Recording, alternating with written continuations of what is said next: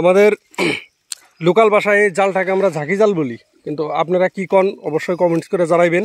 আপনাদের গ্রামের দেশের ভাষায় কি জাল বলা হয়? জালটা হলো ঝাঁকি জাল। ঝাঁকি মাছ নাই বাকি নগদ।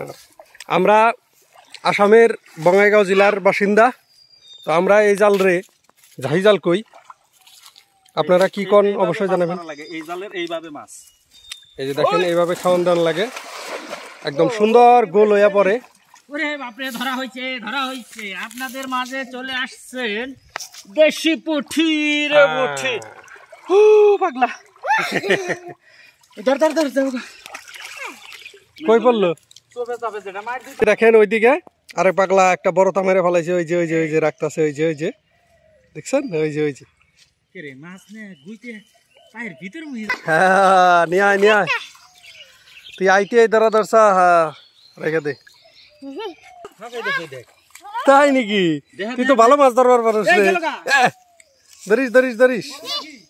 বড় পুঁটি, পুটি পুটি একদম আন্ডালা বড় পুটি রে। ডিম পুঁটি, ডিমালা পুঁটি। হ রাখ রাখ রাখ, এগুলো বাইজা খাইলে যেটা মজা লাগবো।